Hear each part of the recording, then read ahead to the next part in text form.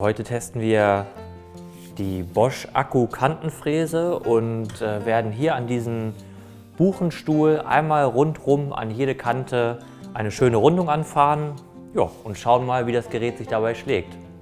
Probieren wir es aus.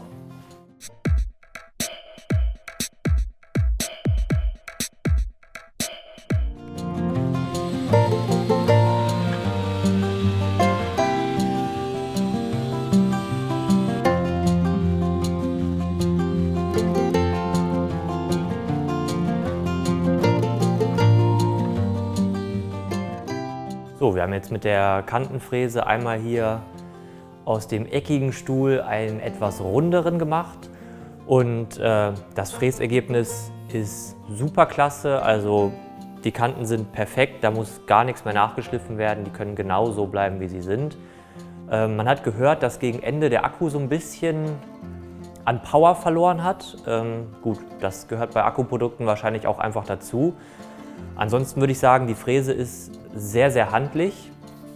Also sie liegt sehr, sehr gut in der Hand, man kann sie gut führen. Sie hat einen sehr kleinen Fußabdruck, das heißt, man kommt gut auch in engere Kanten hinein. Man sieht natürlich hier oben, dass es da einfach Grenzen gibt, wie nah man dran kommt.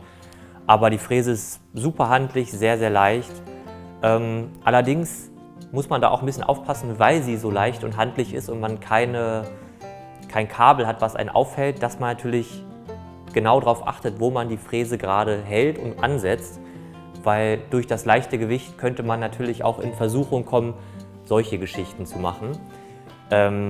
Aber das ist ja nicht das Problem von Bosch, sondern vom Anwender. Insofern da ist auf jeden Fall ein bisschen Vorsicht geboten.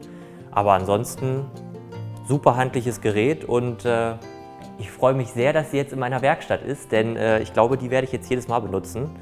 Den Akku muss ich jetzt leider direkt laden, aber die Fräse ist trotzdem super.